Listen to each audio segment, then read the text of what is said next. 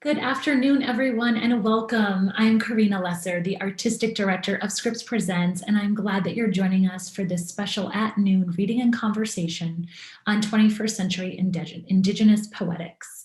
We're very pleased to be presenting this program in partnership with the Mary Routt Chair in Creative Writing. Scripps Presents seeks to complement the dynamic humanities curriculum of the college by hosting the most thoughtful and timely writers, artists, and scholars in conversation with our community. Our theme this year, in honor of our 5th anniversary, is the future. For us, it's an opportunity to explore what's next across the disciplines: music, performance, food, activism, and of course, literature. Which brings us to today's guests. In celebration of National Poetry Month, we're delighted to be hosting Sherwin Bitsui, Santee Frazier, and this spring's Mary Routt Chair in Creative Writing, Joan Kane. Bitsui is Diné, originally from White Cone, Arizona on the Navajo Reservation, a Lannan Foundation Literary Fellow and Whiting Writers Award recipient, among other honors. He is the author of Shapeshift, Flood Song, and Dissolve. Santee Frazier is a member of the Cherokee Nation of Oklahoma and the author of Dark 30 and Aurum. He currently serves as director of the Institute of American Indian Arts MFA in Creative Writing. Joan Kane is Inupiaq with family from Ugiuvak and Qawiaraq, a Whiting Award and Guggenheim Foundation recipient. She is an author of 8 collections of poetry and prose. She is currently a visiting fellow of race and ethnicity at the Center for the Study of Race and Ethnicity at Brown University, and she is also currently serving as our Mary Routt Chair in Creative Writing at Scripps. Each of these fine folks is going to be reading from their work, and following, they will be in conversation and also taking questions from you, our fabulous audience. So if you do have a question for Sherwin or Santee or Joan, please put it in the Q&A section using that Q&A tab at the bottom of your screen. And now I would be so delighted to welcome Sherwin Bitsui, who is our first reader for today. Sherwin, welcome. Thank you. Thank you for that introduction, Karina. And thank you to Joan Kane for having me here present for this wonderful event. And thank you to Scripps as well. Yeah, my name is Sherwin Bitsui, and I'm of the Todich'ii'nii clan. Those are my mother's clan. And then I'm born from my father, who is of the Tl'izilani clan.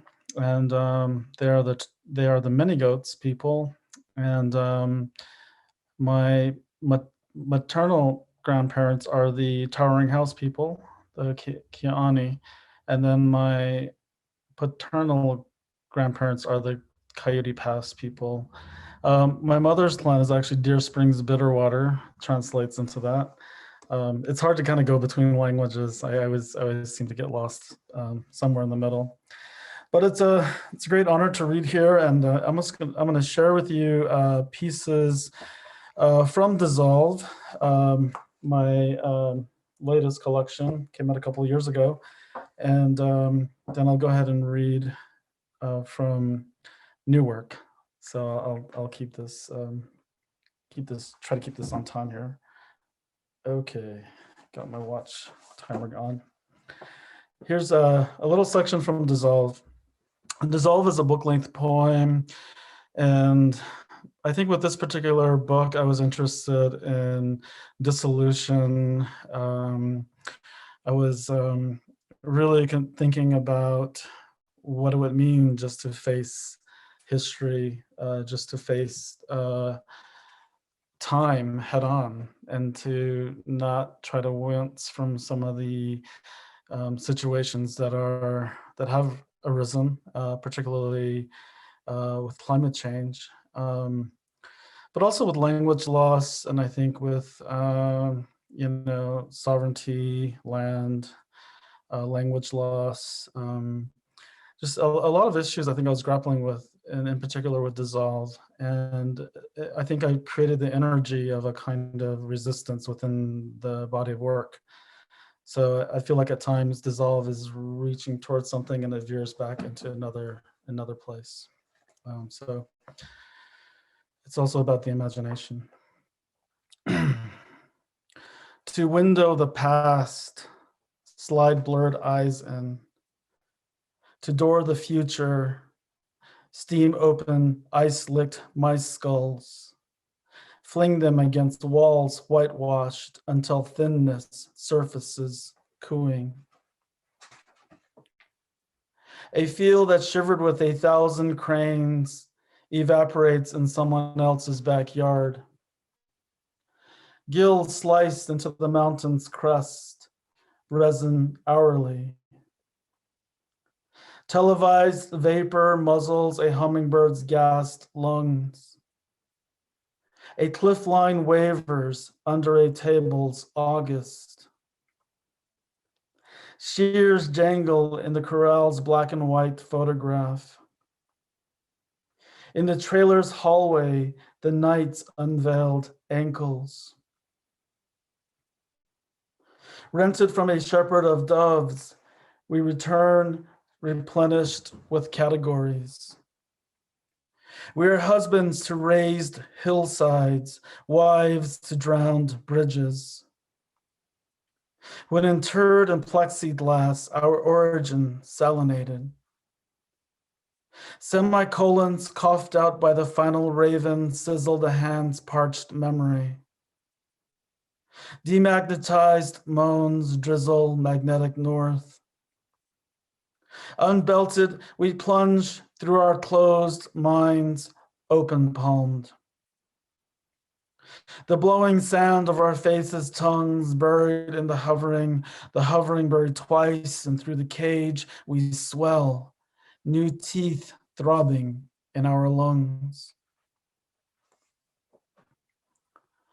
Bison bone sled crumbles where a sentry piled feathered torsos lit them on fire.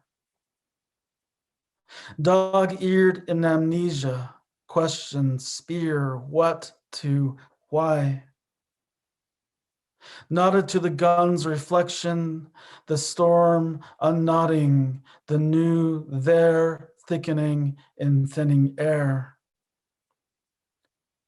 Dimmest below our downward gaze, these stars gazing back at us. How self-indulgent that moon, always looking down.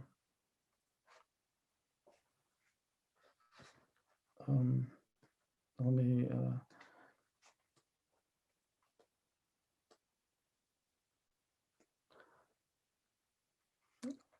this is another section in the poem, and lately I've been writing narrative poems, and I was wondering why I have a sudden interest in writing narrative or even lyric essay. And I feel like Dissolve, as fragmented as it is several narrative threads. They sort of begin here, kind of like the early, I don't know, the beginnings of a river or stream. I feel like it's all here within Dissolve.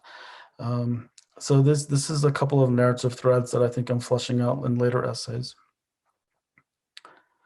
Father's dying ceased when he refunded this hours for fused hands plaster-coated in a glottal stop's brief paralysis.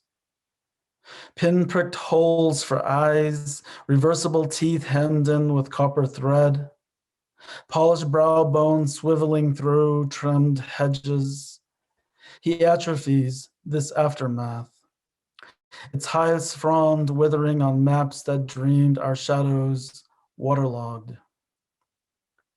He then howls a constellation of anchors flung at bluebirds pausing mid-flight, where pewter wind creaks shut over a raft's hesitation. He explains the sun, not carried by horse, but a ceiling lamp flickering on our computer screens.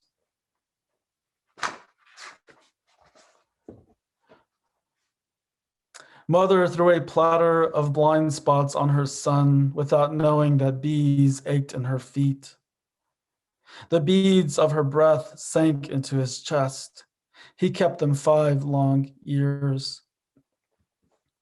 A tassel of singed hair cinched around his wrists, latch keys, soothing songbirds in his pockets of fire. He stains the night's rim with sprigs of dry air exiting fevering bodies cupped briefly by their itching. She dabs clear his brow, remembers syringes filled with lake mist, wonders whether it was him who strung teeth marks across her wrist the night before. Together they pace the ravine's gauge nearing empty, step upon a pale horse lying on the earth's heat, legs upright in the cattle guard, butcher paper stretched taut over wiry ribs. Its gasping sent them barreling back toward the awakened cornfield. Somewhere between, they leaped back into their bodies. They didn't recognize their own voices.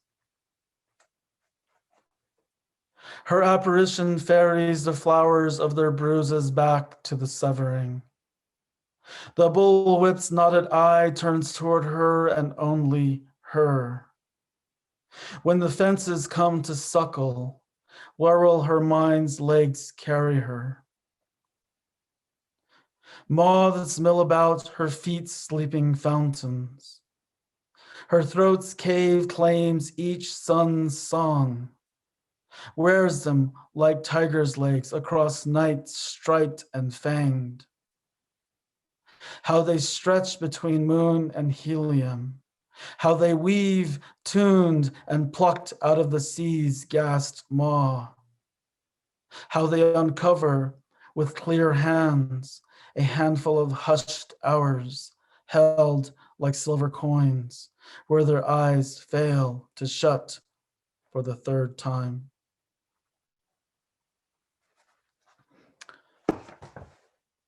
And then I was also interested in a kind of like duality within the dissolve, a kind of mirroring.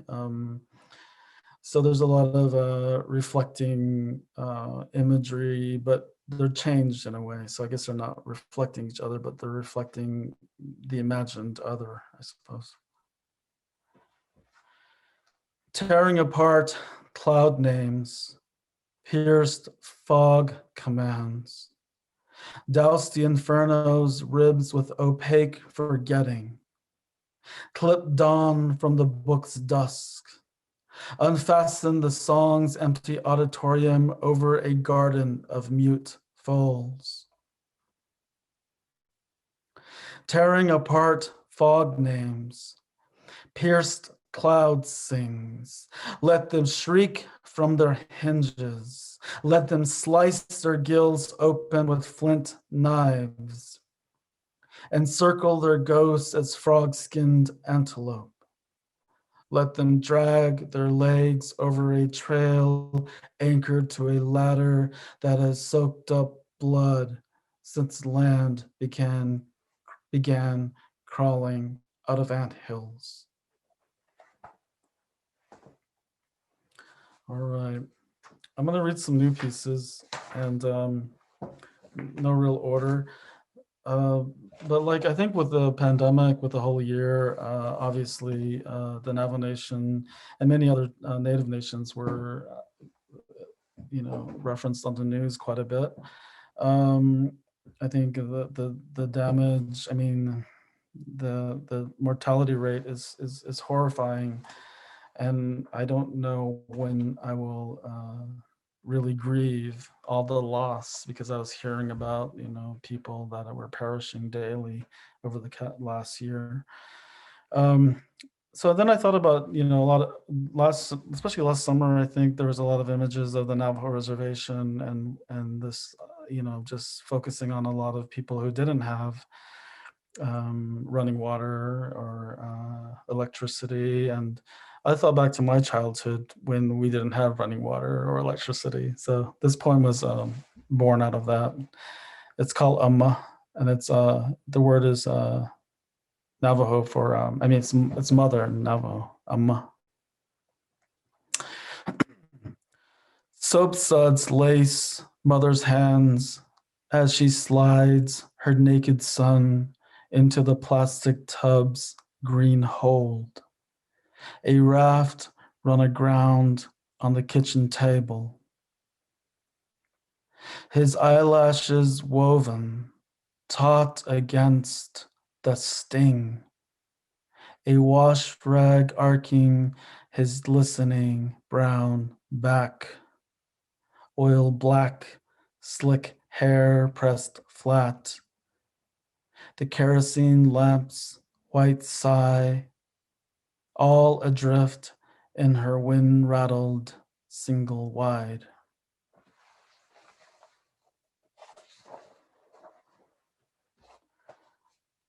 Oh, come to think about it, I was bathing in spring water, so water from the mountains, because we brought water down from, not the mountains, the mesa. Okay, drown.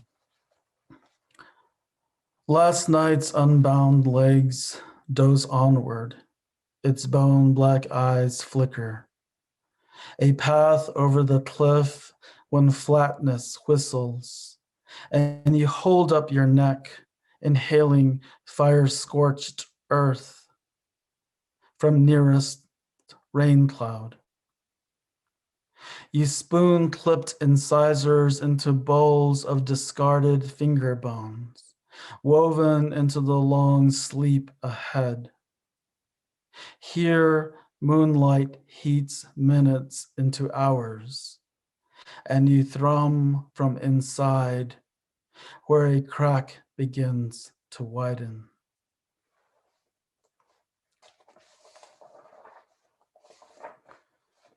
A world aparts. Flames 30 degrees warmer become leaves rustling in an autumn dream. We rename sharpened shadows with shadow light, climb beads of gunshots backlit on cliff tops, then dive into our hands holding our teeth back when butterflies drizzle, split, and float out our ears. We trace a hearse breathing up through our footsteps, the plastic wrapped moon's jaw locked around its sweating, never again snow-peaked.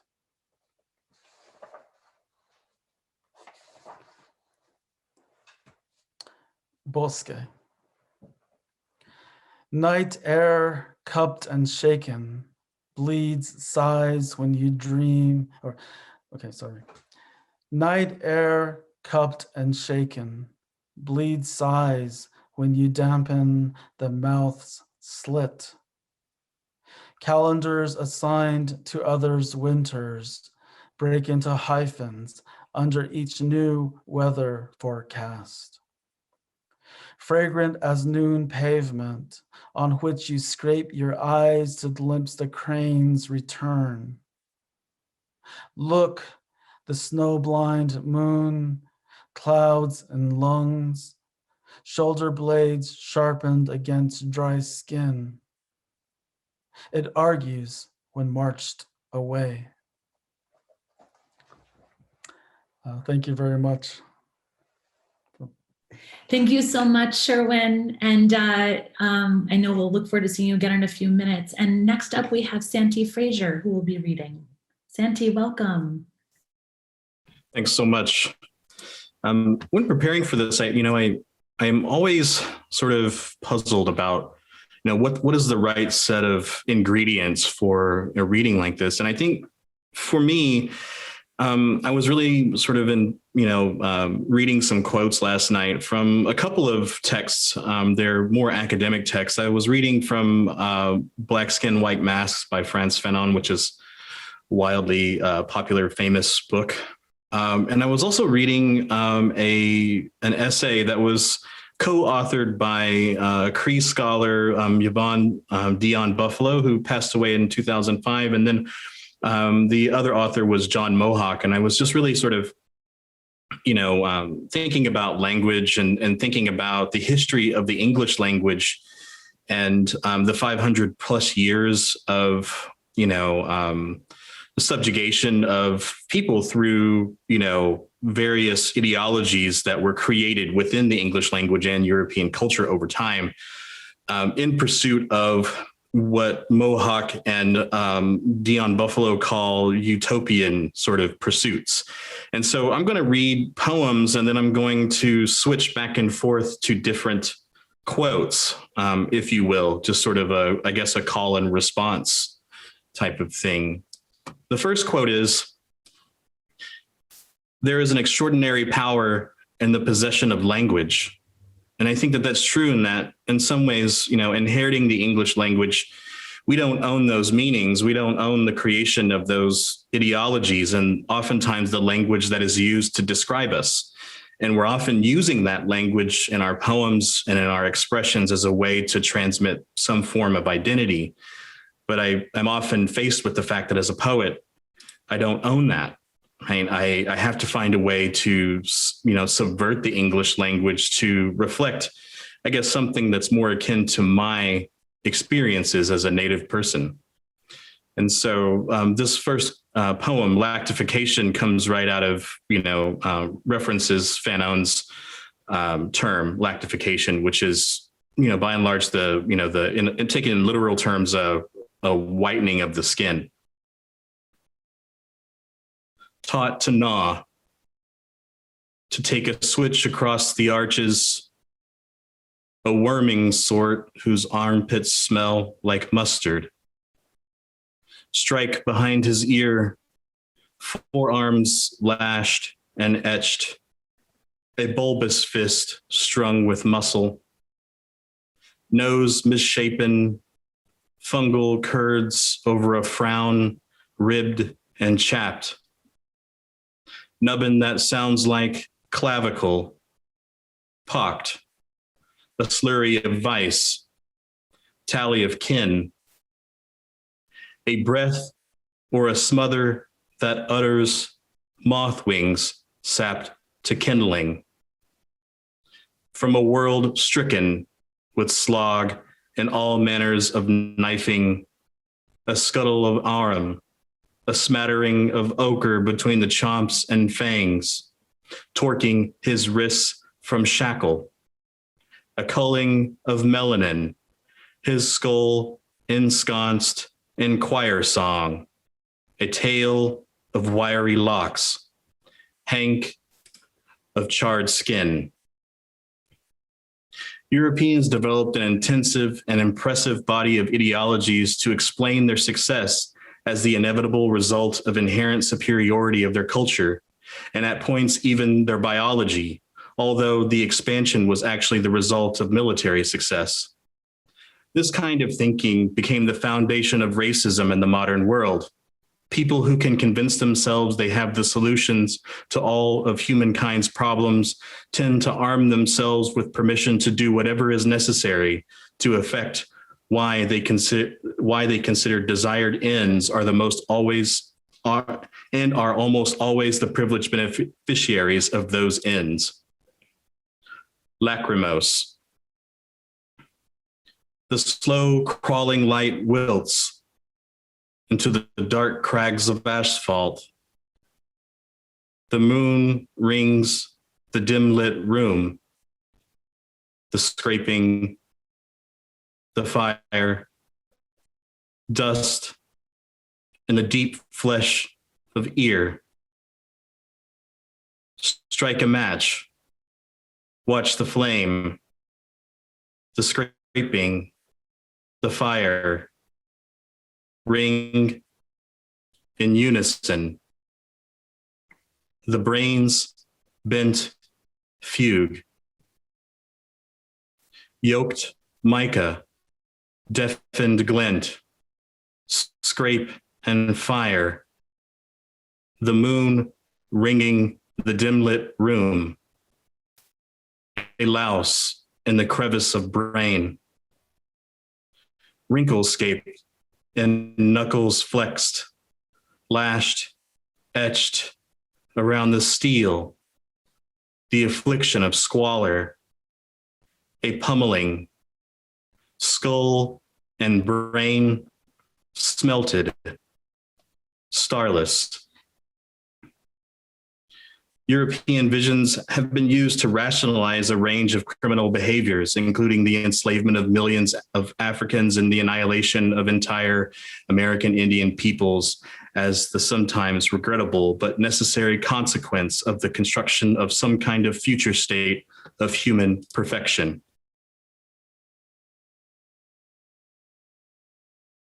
The pavement roars the thin dark to dawn,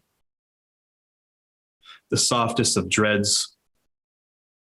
In the brain's dark, the middle noise of work wanes, and I wince in the quiet as beltings and welts shape themselves into the gray sunup. The slightest of umbrage tracing the edges of verse rung of linity. I uncork the amber and swill. My neck slumps and nod to excise misbelief as headlights beam the length of a bridge where below the stream is high, the current swirling, bugs not yet buzzing the thicket. The day begins in blur and racket, the whine of diesels, the grunt of gears, a void of wrenches and pistons, and I stare until the drizzle becomes rain, and the rain clicks. When someone strives and strains to prove to me that the Black men are as intelligent as white men, I say that intelligence has never saved anyone. And that is true, for if philosophy and intelligence are invoked to proclaim the equality of men, they have also been employed to justify the extermination of men. Delphic. A white light spalls through the drab, curtains beige and stiff. Outside, limbs, ground, aglow. A lean of snow carved by a dim wind. Tires hiss the wet asphalt. In pining for the slow hum of gears, a rumble in the cavern of ear, low hung limbs, vain distance. Pump jacks gnaw at dirt. A dreary run of hours, the brush bending, dustless. Light and sound shaping the blackness, and sometimes distance is a malady fraught with undazzling clank, as to skim slick misty bark or hum a tune of rot. I envy dreams that cleave well-bred spells of woe, that vector ache, and rifle the banal into dusks ornamented with kindling, as to argufy small oblivions, cold and speared by ochreish glint. So in thinking about these, I'm often trying to, in the poems, find this sort of impossible place from which to write as a Indigenous and Native person without engaging in that sort of European, right, narrative of superiority that's been established over 500 plus years. And then also to avoid using, political signifiers that have been assigned to me by various political ideologies to describe my existence, to describe my plight, and also to substantiate a sort of a definition, right, of me that precedes my presence, let's say in a room or in a poetry reading or as a teacher, things like that. And I feel like as a poet, that's the place that I try to write from whenever I'm, thinking about verse, when I'm thinking about sounds. And the poems always come from sounds first. And that's very intentional because I feel like, the sound sort of precedes meaning. And that if I can string together a certain specific set of sounds, then I'm not looking, for the words to substantiate or to move the poem from left to right, up and down the page and through form.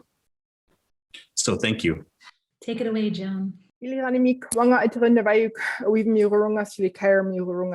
I'm called for my namesake Naviyuk. My family is from King Island in Mary's Igloo.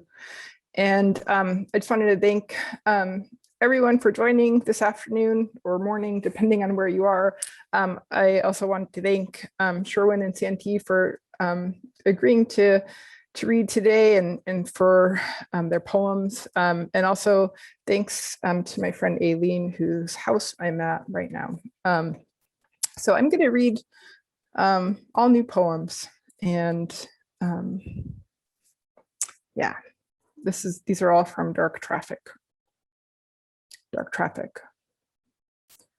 And the snows buffer the sound of a voice set forth. I thought her lost already, that she had gone to neglect the late migration. Before it ceases, the ice collapses easily. There is no day without a symptom. Consolation may turn out to be a guttural practice. After all, the small gesture of sound lodged deep before it glides without warning downward. There is nothing but the wind, a howl and dive where water is thrown over water and sown into it. A howl and dive of wind, water she found flown over water where once we found ice, where the snow once stuttered the sound of that shouter, shouting for this listener, holding her head in her hands, the head in its fine, blank way, and original. This is a poem called Milk Black Carbon. Observe the coal dust over boats in the harbor, the snow load on the glacier. Take in the woman who pursues a myth to counter another myth. What dazes, scatters, and filters. Each respiration blurs an image. The coal tipple tilts in its blue skin, meadows blonde. From open shelves, honey jars tumble to split and spill in the gasp of a tumbler. The thick odor of the nearby smoke will signal the end of something not summer. The fire veins as sap does, translating stands of beetle-killed spruce to crackle and torch. She cannot hurt too much, too long. Take in the woman you have not become. And then take a little breath and hold your breathing. Breathe, don't move, and hold your breath again.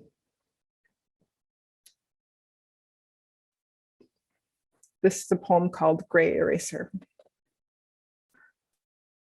There is no one to scold, even when the heavens deem the most abject of failures receptive to correction. Likewise, in cackleless sleep, the magpies remain tucked away. A mother can no longer dismiss her child as a spectacular waste of an education. Even the wind stills its sighs in the dry and bare branches of the nearby white spruce damaged by Lyria blight. Meanwhile, a pearl-green fox retracts its untrussed tail through an eastward sky thick with unfamiliar stars. If I wake missing the cold, fresh sound of new snow, I may still miss the kinds of places that scar me and complete my sorrow. Late at night, the birches must let their leaves pitch and imbricate the floor of what is left of the woods near what is left of me.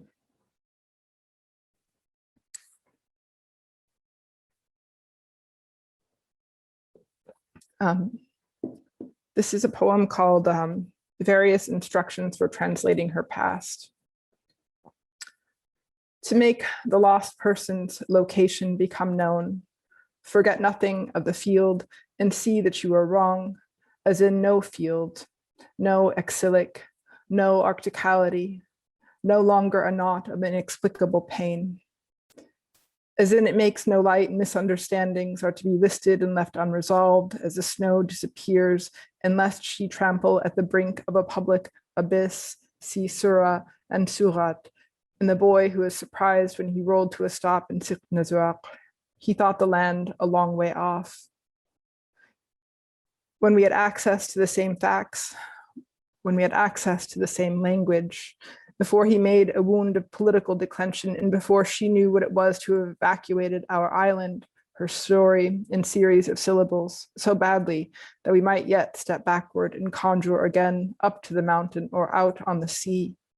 We no longer have to refuse the help of people. Such people want us dead. This is a poem that is now called Upon Learning That She's Hung a Fox Pelt. Not an easy thing to shake as she defers her rapprochement with Aboidea over false oxlip and flocks. A glacier makes a river of ice, of earth, of everything that is and is not she. A paradox, the present is a dark text to return into. She strikes the bright inscriptions which might yet teem for a long time. We tread the paths of myth, grown sick, like the boy who banged an adze until it grew dull and the snow ceased, and like that which presupposes it and us, line, image, lilt. I am not quite myself within other declarations. I do not exult with great nimbleness and did not notice the lemming as he slipped through a hole in the fenestra on some annual migration to the sea, past himself as his own peltmonger, and far past the point where he pulled an awl through the fauces. In these words, enclosed too at times within the old enchantments, one broods beyond the problem of being bound to place, to anything at all. And then the ballista too becomes its own source of wonder, an omen, albeit one tempered by the concise splendor of a mind as it moves quick, unsick within the confines of night. Breach lyric, split time. Will she will explicate the fixed architecture as it flickers by, trying over and over its broken line, trying over.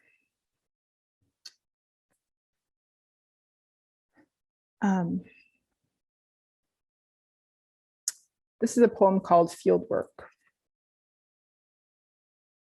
Another day of heat. Strangers continue to wobble across the horizon, bringing drought when instead we should have deluge. I steep snow lichen in water I drew from a lake which has since gone dry. At sea, few understood me, as though I induced a sickness that deafened, then healed. As before, I predict lies to be pushed from the boat time and time again. Nevertheless, I expect to get by while their widowers seek refuge with their provident families. Perhaps a storm will pile fish at their doors when the red tide rises. Perhaps they will not follow as we move moon into moon under another sky. This is a poem called Wellhead. A long strike, the land is lined with diesel drums corroding over the corridors of disorder, which is to say, like in an easy rhyme, though I expect to gain the ground I scan out from here, how? The depressions deepen through each successive thaw, boring as usual in the confused and at times vehement light. Mother, I know what it means to exemplify the worst surfeit of a wasted education, maybe life. Oil oozes from the abandoned pit and pock drilled by drone, tool pusher, roused about, motorman, whatever, his axe and lone glove thrown under the flawed cement plug he once poured in weather too cold for any of it. More than one well shack swells with methane, profane lumber, juts and jags. It remains. I don't think they made a map so much as a plan to send their pennies down a tight hole. Kill the well to stop the spill, they say. Contain, bury, comply, and walk away.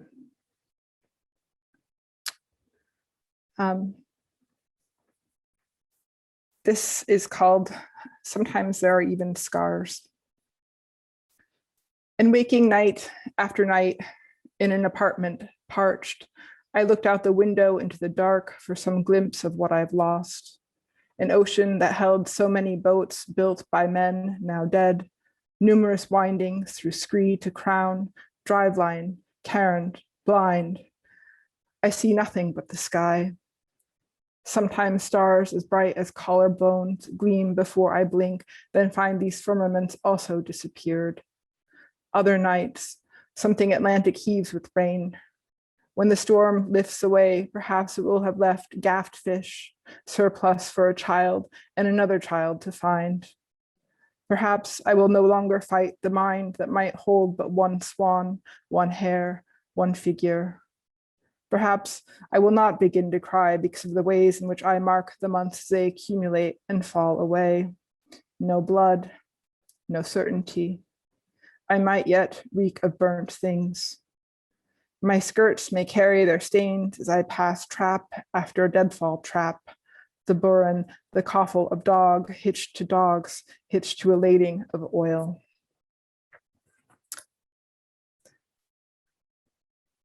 This is called And One More Surprise with Fine Excess. As I mentioned, I'm at my friend Aileen's house, and I was not anticipating to have the conflict of the sun crossing me. It's not conflict, whatever. Anyway, it's very bright and I'm unprepared for that. And one more surprise with fine excess. When elites cease to exist, will the gold of the land still be so good? Might I muddle the yarrow into marrow? Might it be true that to pixelate is to mobilize, not to disappear? The fog of tedious over-dramatization clears and the open skies of discourse can be discerned. What does it mean to arrange hate to look like verse? What becomes of the ugly and meaningless?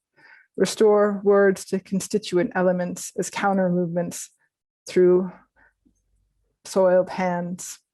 Divest like capacity for productive violence.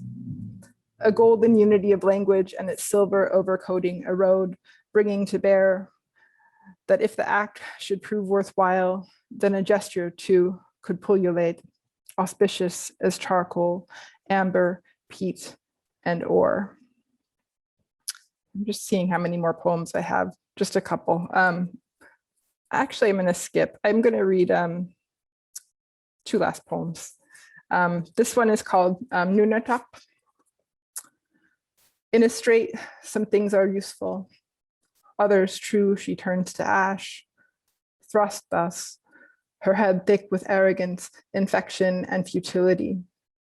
It could be how a young wife went, strewn with net-veined willow and mountain avon, trespass and wreckage. She could write about the year she turned to heat and haze, to lays, imumurad, imarakdunga, of cannula and silver nitrate, of petiolus and akene, about to begin again, of greens as they green, of a man aged, eskered, of a confined gleam to hereby dissolve and hold for naught the soil, gravel, silt, groaning as the tools of our penultimate glacier, a glacier I might pronounce like grief. One does wish for words to thaw in the mouth, but find instead a tongue, welt, erosional or depositional, raised and visible, rift into language and grit. And this is my last poem that I'll read. Tl'izilani, thanks once again. Rehearsal for surveying the runes. Unable to construct a more compassionate narrative, I have drowned and turned back into myself, pitiless, traveling north against the waves. If at the end I remain paper thin, I do not want to hear ceaselessly of it. I no longer circle the graves of the dead, the ones who exact so much from the living. Beneath a birch whose limbs had grown too large, I left 11 laniaries and poppies gone to seed. Some objects I slipped from the brackets, others we concealed from all seers, save the skulk of polar foxes in their blue morph, who may soon inhabit what yet stands of the house as we abandoned it. Let us thwart deceptive emptiness and suppose a deaccessioned hawk and handsaw through the scuttle, for I had, and would have had again.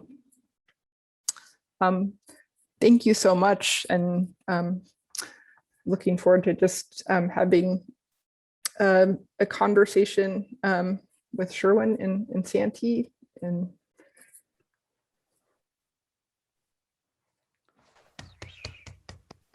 Wonderful, Joan and Santee.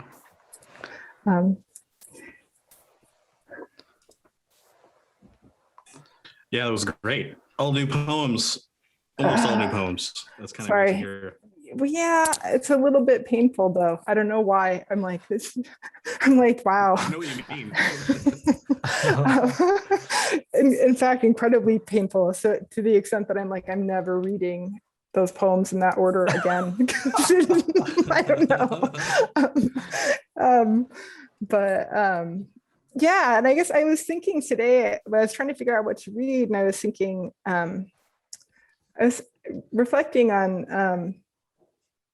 I don't know, I guess, especially, I don't know, especially the last 10 years or so, and thinking about, this is my first time in New York City in a long time. And I was thinking about how much living in New York really influenced my first book of poems and how far I feel from them. And listening to, and I was thinking of maybe reading poems that I've written, and never mind, I'm rambling.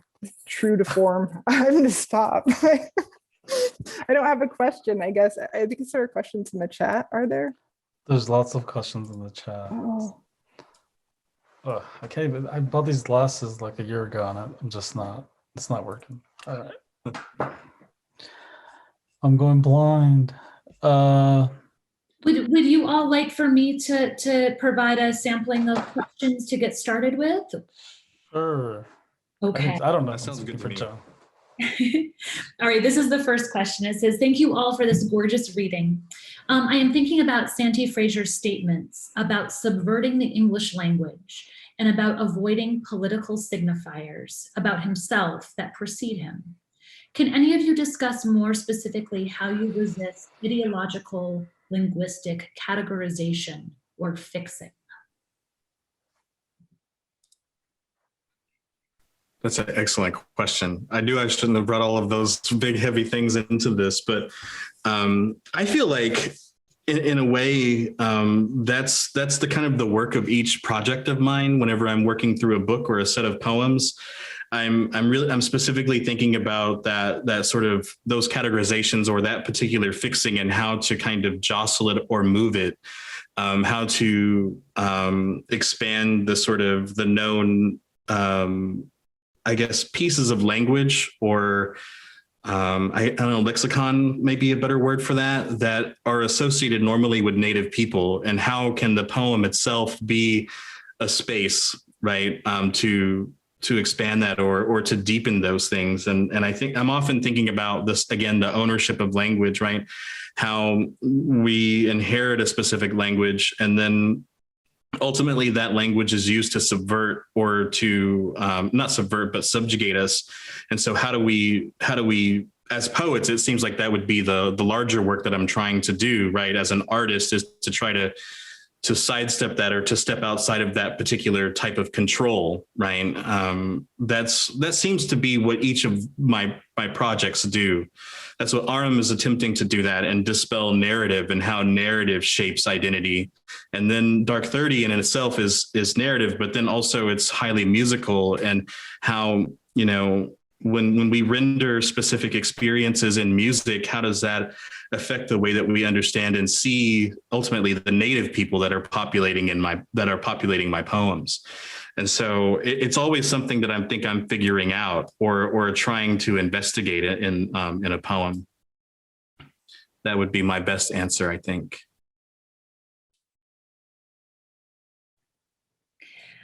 This question is specifically, or Sherwin, were you going to say anything about that particular question? Maybe, but we can move on. Well, the next question is for you, so you can decide where you want, which direction you'd like to go. This is at the end of your book, Flood Song. The flood has ended and the land is preparing for rebirth. In some of your latest poems you just read, you mentioned water, drowning, and weather forecasts. Did the storm ever end? Are we still waiting for a rebirth? Oh, good question. I will probably not know how it all ends. I don't think any of us will know, whatever that means. Either it's an ending or a beginning, a continuation. I think maybe we end, but I think maybe I just kind of, I think the work itself is always adjusting to climate. I think flood song, the singer is escaping a flood, water is rising. Then I think in Dissolve, the world has changed, and the flood has, remixed the world in a way. So I don't know if there's a rebirth, and then maybe that's what is the cynicism of Dissolve, is that there is a kind of a sense that all these attempts to rein in or to ceremonialize things maybe are not really effective. So I think that there is that kind of, I guess, reaction, or I guess maybe that's what it is. So the new work feels very nostalgic. I mean, the Amah poem, the water, the child being bathed. I mean, it feels like then it goes into that particular space, but I don't know how it's going to end. Thank you. And then I have a question here for Joan. It says, can you say more about the role of non-human in your work, such as beings, breath, place, field, weather, time, etc.? Yeah, I mean, I think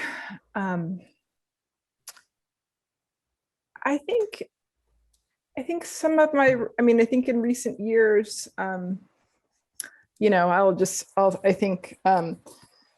think I've been working to keep writing and work with different styles, and not, I feel like I'm trying not to write the same poem over and over again, and yet constantly writing the same poem over and over again in so many ways. And I guess finding that I return to so many things that have nothing to do with who I am and are non-human, because I'm trying to, I guess, figure out what these subjects mean for me, if they're context, if they're a way I can observe the world. I don't know. I think it's something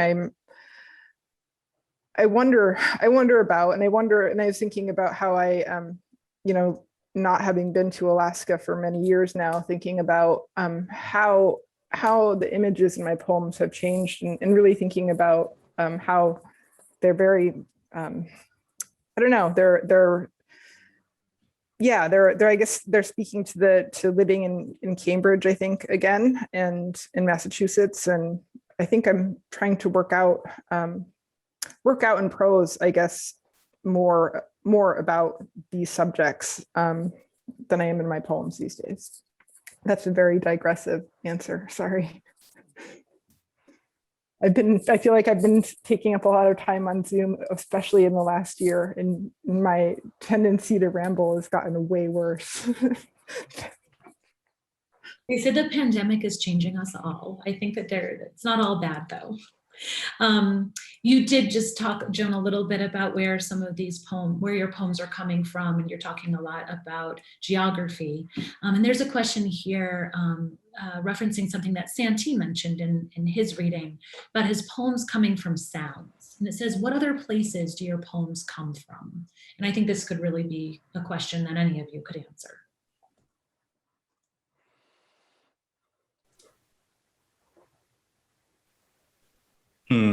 I can start with that. I think that a lot of it for me is that I'm often faced with this sort of pressure, I think, as a poet, to make meaning, to say something profound. And I think a lot of my younger years as a poet, and I feel weird saying that because I don't feel old, but I'm getting old,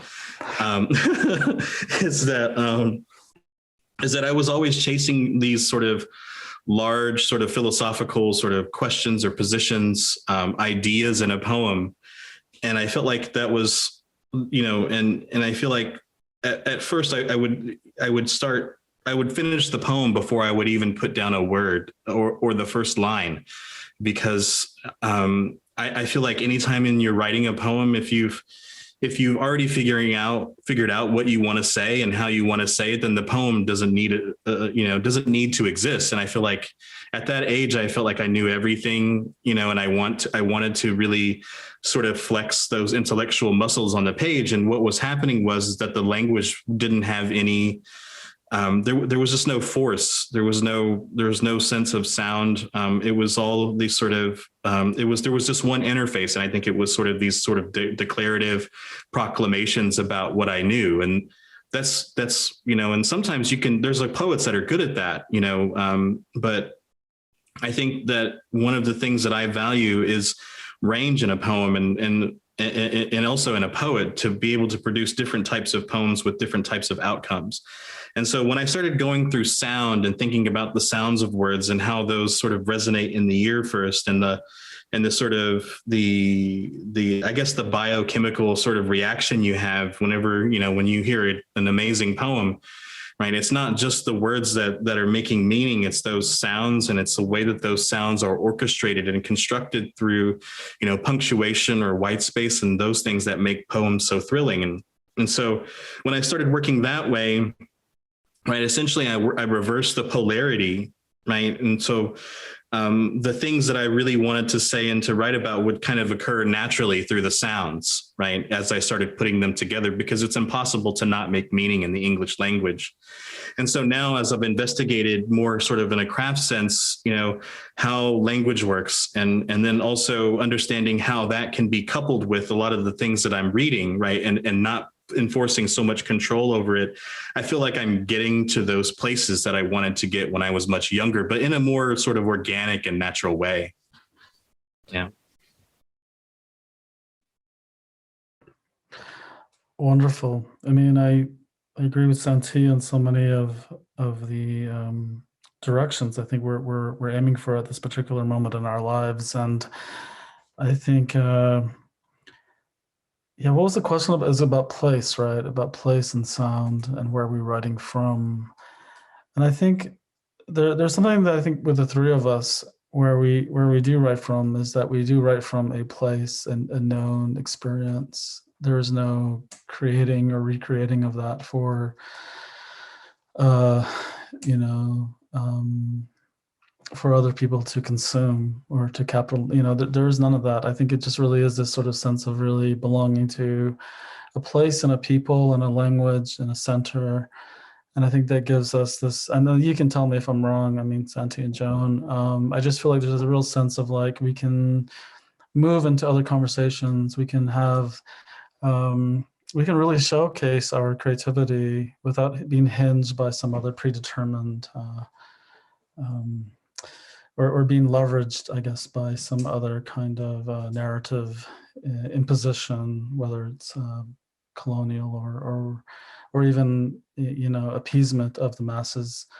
So I think where we write from is from our experience in the most honest and brutally honest way, and that's who we are. And I think that's what makes this work incredibly strong, incredibly vital, and sharp and amazing. So not my work, but Joan and Santee's. So trying to be humble here, but wonderful.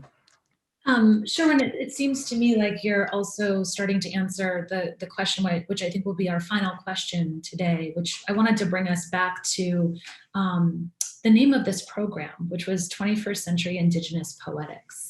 And I'd love to hear all three of you, if you're willing, to reflect a little bit on how you would define that. How has the last 21 years sort of looked in your mind, and how it's changed poetics for your communities? Maybe I'll start. I think about what it was like to, as an undergraduate, right, to begin to write poems and not know that, for instance, it would be not know that, I guess not know where I was going as a poet, and not know where I was going in terms of my writing, and then I think especially finding a way for for me to keep poetry in my life and for me to make it something that I could, I could devote a lot of time and attention to, and an interest in thinking about its relationship to my family, my community, to place, and I don't know. I'm just thinking about. I think the understanding how complex Indigenous poetries are, and our traditions that we are writing into and writing away from, and the inflections, I think, and nuances that, but I think especially the complexity of the types of poetry that Indigenous people have been able to write.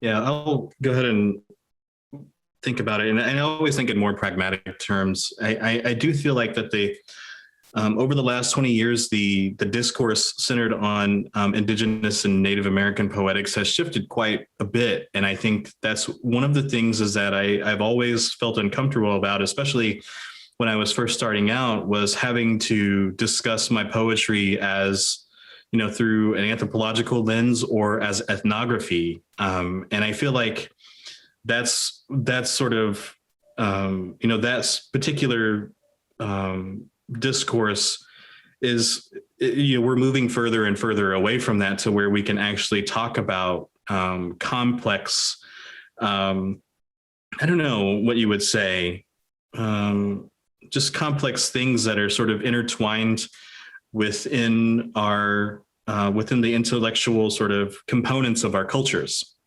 right? And in a way that we don't have to explain it to an audience as we would explain a trinket that you would have them purchase at a trading post, right? That we can sort of engage in these particular discussions in a way that is meaningful, without having to exploit ourselves and our cultures in order to do it. And I feel like that was a lot of the way that people were used to interacting with Native writers and people, right? Is that there was this sort of idea that we had to mirror, right, the type of Indian that was ensconced in 500 plus years of literature, paintings, drawings, and those kinds of things in order to be considered a quote unquote poet or writer. And I think that the discourse has moved beyond that, is that people aren't looking for, or the audiences aren't looking for that particular mirroring anymore. And it's actually less restrictive these days, where we can all have our own ideas about what we think Indigenous and Native poetics are, without having to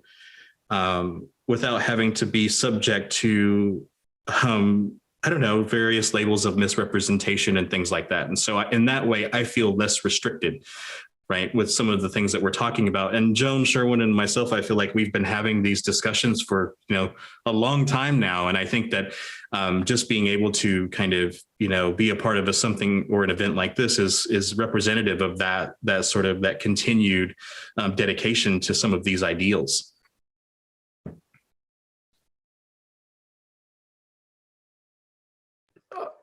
I just want to say what Santee said. I think he summed it up perfectly. I think that is what is really the central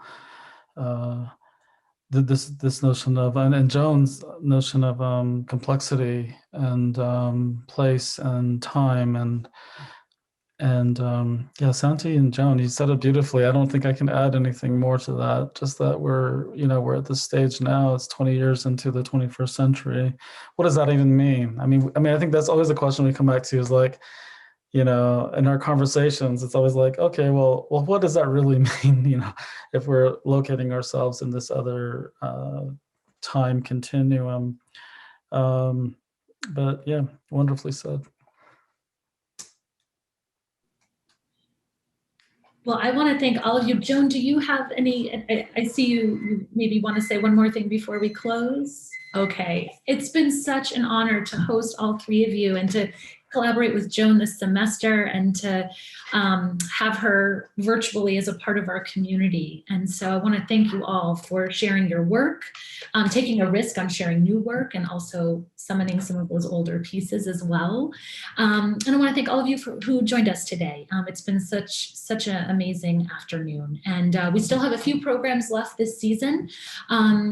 We have a couple of musicians, Gavin Turek and Valerie June, who will be coming, and also the amazing Allison Bechdel. So I hope that you will be able to join us for those programs. And so again, thank you to Joan and Sherwin and Santee. It's been amazing. And we hope to see you all again sometime soon. Take care. Thank you.